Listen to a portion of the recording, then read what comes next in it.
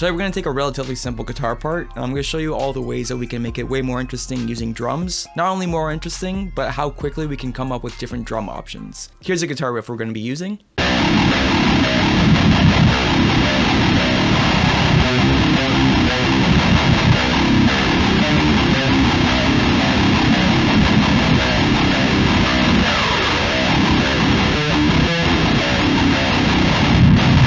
So let's dive in. I'm going to go over quite a few beginner drum parts that no matter what your skill level is, it'll be relatively easy for you to put these into your guitar riffs. And then I'm going to complex them up a little bit more as we go. And then by the end, I'll show you what I would personally go with. If you've seen any of my drum videos before, you'll know my go-to thing is to play some cymbals and then choose the snare placement. I always do this first because it kind of dictates what the vibe of the riff is going to sound like. So crash. First, I make sure I have the right cymbal placement. That feels good for me. And then in Ableton, it's super easy. I just highlight it, make sure that the blue up here is highlighted the full bar, and then just Command D quite a few times. And then I'll just add an accent cymbal on the first hit. Adding an accent on the first hit just makes it more of a bigger impact. And you'll notice that since the part's on the right crash, I'm going to accent with the left. It wouldn't make sense for me to accent with like 2 on the right because then you wouldn't get any sonic difference from left and right. It makes it more interesting. So the first thing that I want to do is place my snares. The first variation that I hear, this part's in 3/4, the first variation that I hear is playing it on the 4s. So 1, 2, 3, 4, 5, 6. 1, 2, 3, 4, 5, 6. Should be right there. What I normally do, just to make it really simple, I just put kick, snare, just to fill in the groove a bit. We'll remove and add as we go.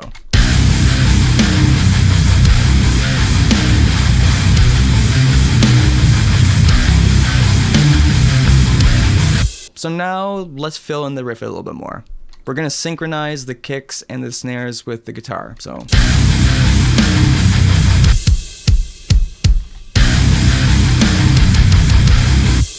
over the dun dun dun duns, the chugs, we're just gonna add those kicks.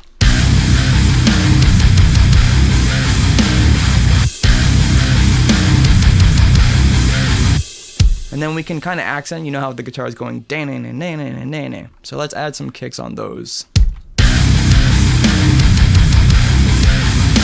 I like the first one open. And then there on the guitars is a diddle-let, diddle-let. So let me just program that in quick. Believe it'll be that.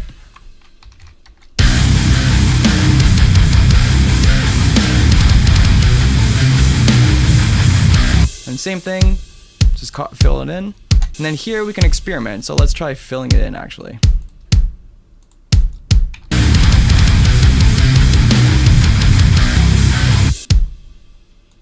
And then same thing, just going to synchronize to the guitars a bit. So I'm going to go from here.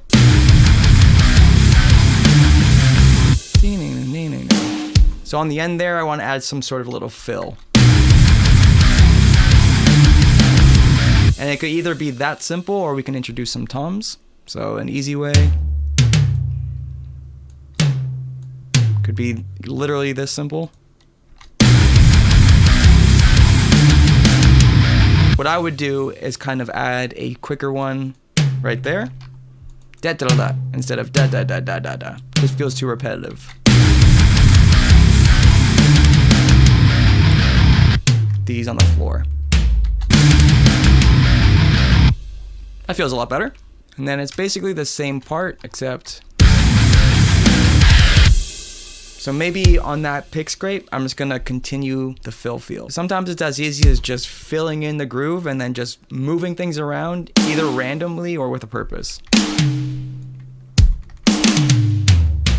I usually just move things to random spots and then I know from there what to do.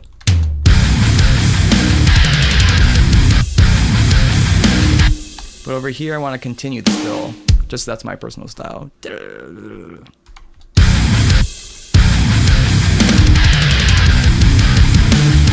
On the end, the guitar goes dun dun dun dun. So let's just go. Let's follow it.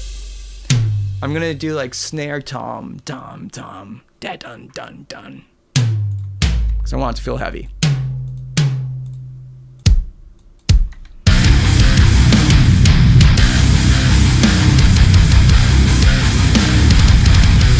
nice little easy trick to make the drums a little bit more interesting is to add like a quick little 2 before a snare. So you'll see what I mean, like right here.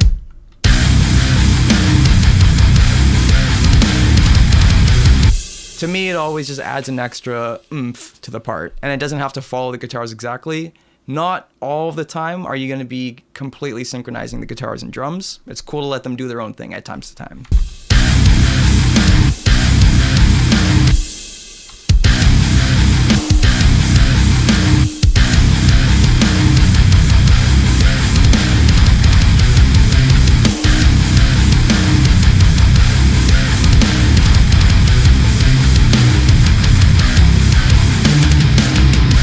And then again here, except maybe I won't use the same crash.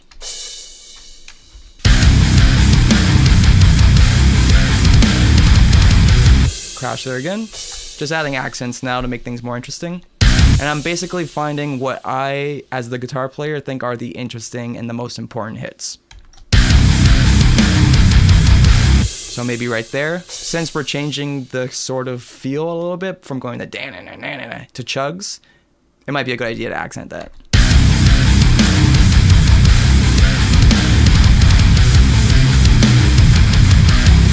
And then it might be a good idea here to completely change the cymbal since it's like the last part of the riff.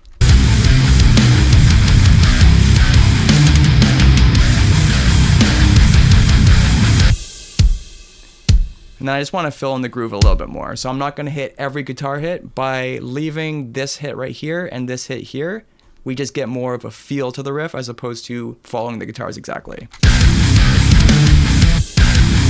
And then maybe here we'll accent all the dan, dan, da, dan.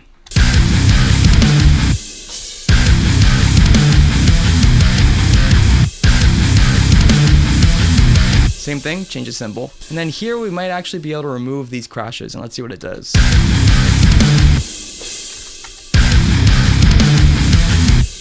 Now by removing these crashes and kind of going in between the hits, we make it feel like a pocket and like a groove, which is really common in thal in general.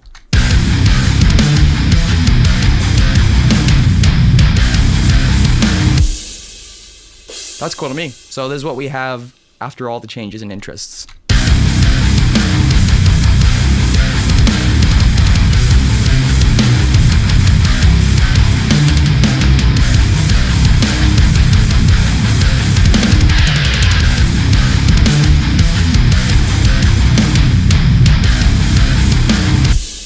That feels pretty cool. I like that. Like I said at the beginning of the video, we're going to try a bunch of different options. This is cool, but I just want to see what else we get, because oftentimes the first thing that I program isn't the thing that I keep. Not all the time, but often. I'm going to do the same thing, put my placements of my cymbals down, and then I put the snare. Maybe I'll keep the same kind of feel. Crash, we'll change it later if it's not the right move.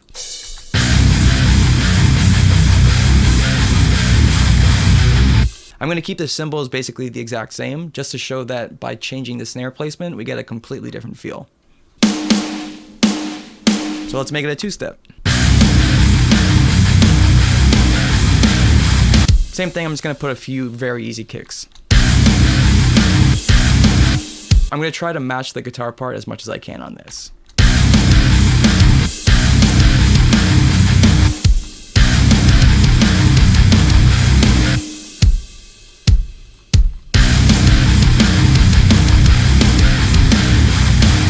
Same thing there with that. And then we just copy and paste those drums and see what we get.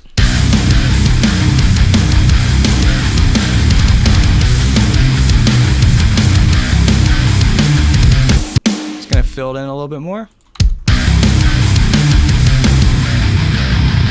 Bum. And then maybe just fill this part in a little bit with some toms, as we did on the previous one.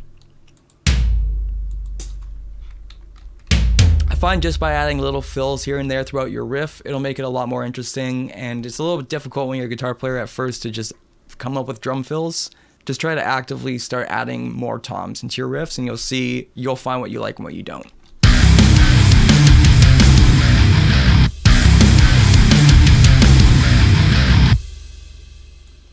And then let me just copy and paste that.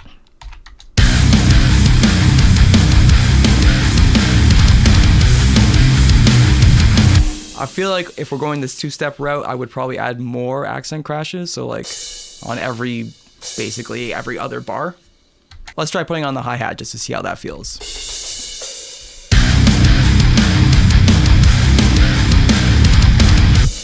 Felt better on the crash. That could be cool too. Just removing the snare on that last part just to fill it out with kicks. I like that.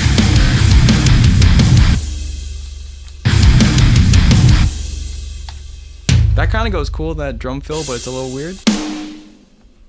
Maybe that's where we change the snare a little bit just to syncopate with the guitars a bit better. Synchronize with the guitars. That's pretty cool.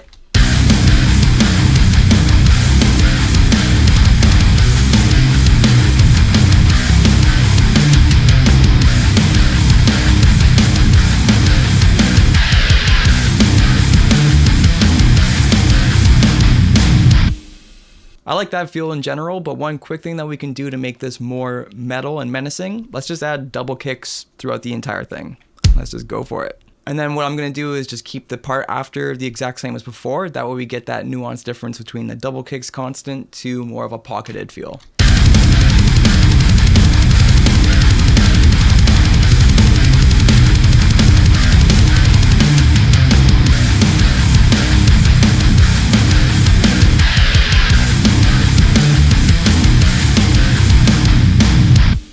Another thing that we can do to make it a bit more metal than that, believe it or not, is if we add snares at every like quarter note. I don't know why I look like a bunny there, probably. So let's put, yep, every quarter there's a snare.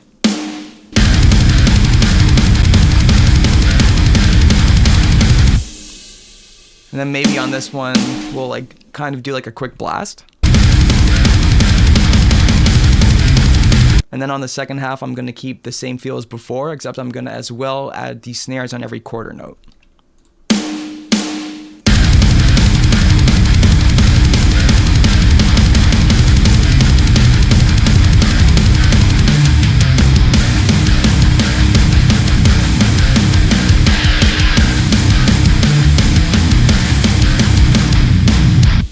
That's cool too. So far, that one's my favorite in general. I'm curious what all of you think by the end of this. I want to know what everybody's favorite is by the end of this, so let me know down in the comments afterwards.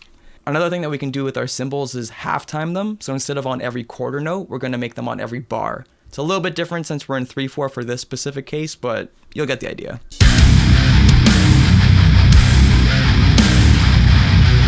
And then let's fill it in a little bit and make it a little bit more interesting. This is what I'm hearing. You might hear something different as a guitar player.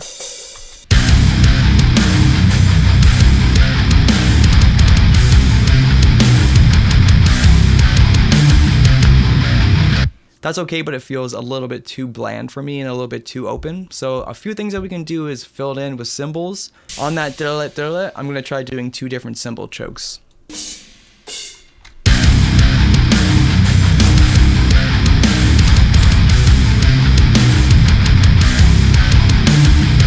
It's still not feeling exactly correct for me. It's just still a little bit too open, too bland. What we can do in this scenario is, instead of having our cymbals on every quarter note, and instead of having them completely open, let's go in between the two. So instead of being completely open, let's add one between, exactly in the middle. So you can see we have that space right in the middle there. And what you'll notice is that we instantly have a groove feel.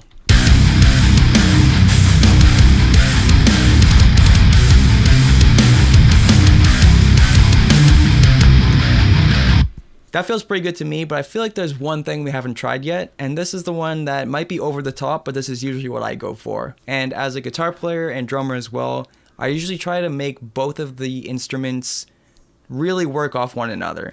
And I think in general, as songwriters, that's what we're aiming for. We want to make it as interesting as possible for the listener, and we want them to come back and listen more and pick up something different every single time. So what I like to do, maybe it's because there's something wrong with me, clearly.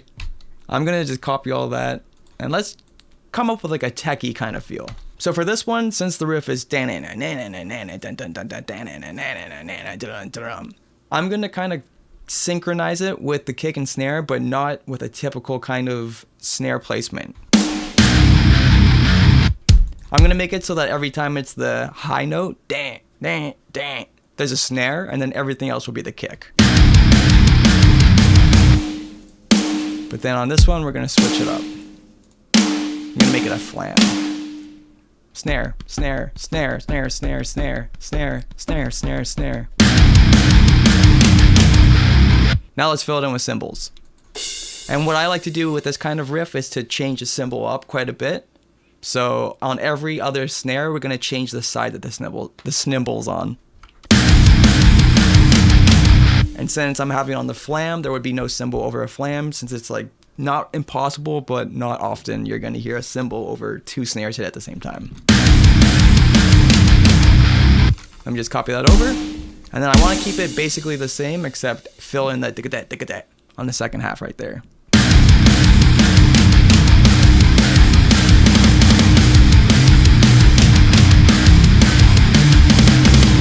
And then we'll change that in there.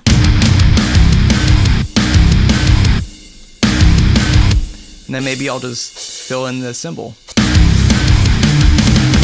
And then definitely got to end it with a fill of some sort. Snare, snare, rack, rack, snare, snare, floor, floor. And then I'm going to take that cymbal out there just to let it breathe for a quick second. And syncopate for the rest, and this way it makes it for a more interesting ending, because instead of having like your constant cymbal, we're really synchronizing with the guitars to, I don't know, just grab you a little bit more.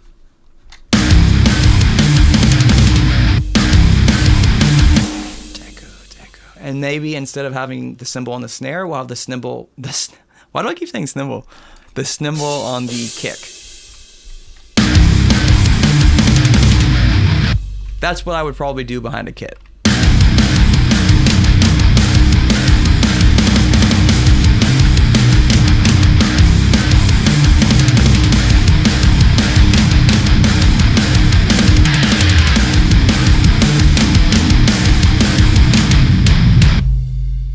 I can continue for sure to keep coming up with different drum grooves, but I think that this is enough for this episode, just to show you how quickly we can actually drastically change a part.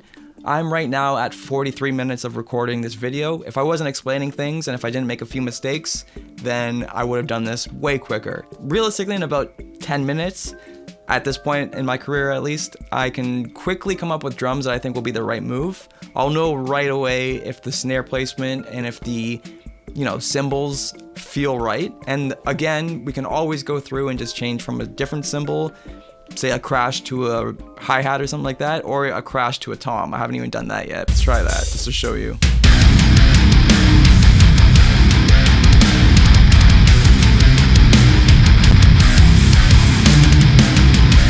Instantly you see it just gives it a different feel, even though it's the exact same drums, just on a different cymbal, or not even a cymbal, on a tom. So I hope this helped. I would like to know what everybody's favorite was down below. Just curious to see. We could obviously do blast beats and stuff like that. Like I said, I could endlessly be adding drums to this, but it illustrates a point. Let me know if you'd like to see anything else, and I'll see you in the next one. Thank you so much. See ya.